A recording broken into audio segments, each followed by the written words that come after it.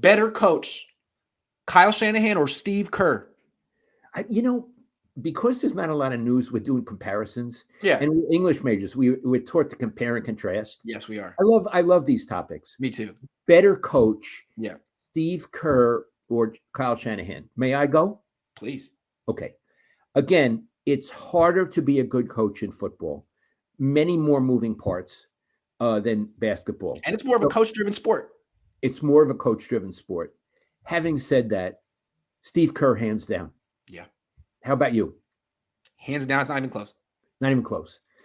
You give a reason, then I'll give a reason. Okay, so maybe Kyle Shanahan is more responsible for getting the Niners to the championship games when he got them there. But once he reached the crisis moment in his season, when he had a lead in the fourth quarter, there were decisions that he made that directly led to them losing games they should have won, the biggest games of his career. Kerr gets to the same spot, and maybe he's less responsible. Maybe Curry's more responsible. But once he gets there, he doesn't fuck it up. He doesn't make decisions that you're like, oh my God, in the crisis moment, you lost your mind. You became uncharacteristic. You became not yourself anymore. The things we would expect from you, you did other weird stuff. He didn't. Now he did lose that one. But he won game 7. He had timeouts to use in game 7. That was not good, but he's also won. He's also not fucked it up 4 times. And Kyle's fucked it up 3 times. So I'd have to give it to Kerr. I'd say no question about it. And the phrase you use, crisis moment, when we would sit in the press box at Niner games, we would say to each other, this is the crisis moment, because it comes in every sporting event, the moment, the crisis moment. And Steve Kerr, at least 80% of the time in championships, has been, and that's a pretty good batting average, 800, has shown himself on top of the crisis moment. And Kyle has shown himself not on top any number of times. So I would say Steve Kerr, no questions asked. Now, it's 66%. He also lost to Toronto, but Clay got hurt. Durant got hurt. Still 4-2 in the finals. Absolutely. Was there anything else I wanted to say? There was something else I wanted to say. But yeah, no, he gets it done twice as much as he lost. Oh, what I want to say, okay, so the most recent one, they beat the Celtics. To me, that was Steve Kerr's finest accomplishment. They were down 2-1. A lot of people wrote him off. He made whatever adjustments he made, and they blew the fucking Celtics out of the water. There was nothing that other coach, Udoka, could do in Boston. Kerr just figured him out, blew him out. It was very impressive.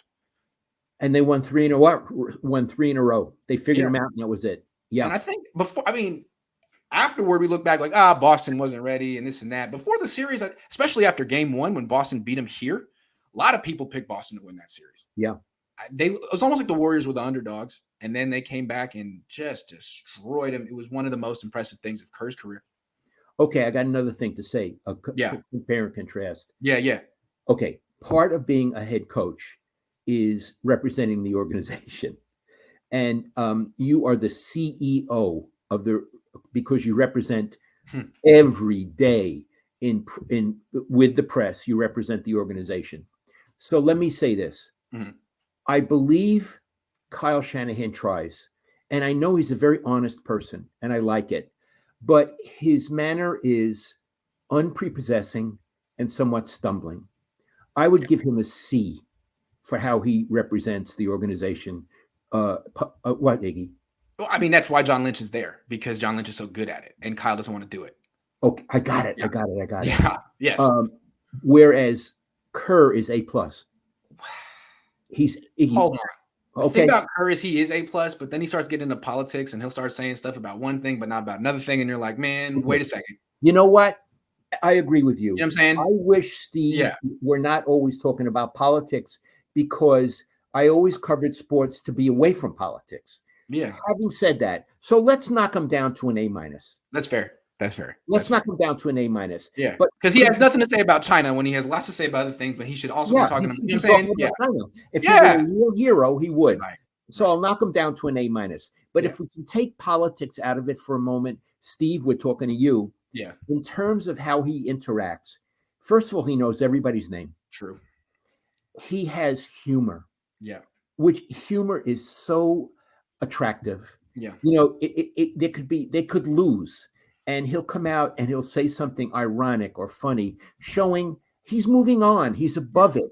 And I'm not going to get lost in the melodrama of this. Now, I don't think Kyle gets lost in the melodrama either, but I've never seen any humor from him. Matty Mayoko told me at the owners' meetings, he met with the media, and actually he was a laugh riot. God love him. I wish he would do a little more of that like Kerr. Maybe he should even study Kerr, because it's a good way to represent a sophisticated bunch like the Niners. Real quick, though, there's a difference. Kyle has to take criticism because he hasn't won anything and he's messed it up. And so he does take criticism, not particularly well, but he has to take tougher questions. You've seen how Steve Kerr gets covered. It's true. He's the Pope. He hasn't had to answer a lot of criticism. And after they got beat in the finals, I think by Cleveland, I asked him a question, and it wasn't a particularly tough one. And he didn't even answer. He turned his face away. Yeah. I don't have to answer that. I don't have to answer that question. So, I mean, he doesn't get tough questions. And when he does get them, he literally turns his face away. Like, I don't have to answer that. I'm Steve Kerr. I'm a champion. And he is. Kyle can't do that. Kyle cannot do that. Okay. So you're saying the gap is not as far as I made it. It's not that hard to be Steve Kerr. I mean, yeah, he's really good at his job, but he won the championship in his first year as a coach. He's never had to be criticized ever. It's not that hard to be Steve Kerr. I don't think it's that hard to be Steve Kerr. Now, his back hurts. That's tough. That's his backup. But in terms of like how he's treated by the press and everyone, he's above reproach. Okay, I got another question. Yeah. You're Grant Cohn.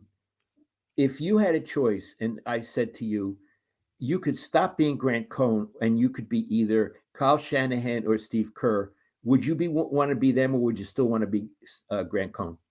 I would much prefer to be Grant Cohn. I would prefer to be Lowell Cohn. Yeah. I wish I were 40 years younger and better looking. But having said that, that's not in the realm of You're extremely handsome. You're so full of shit.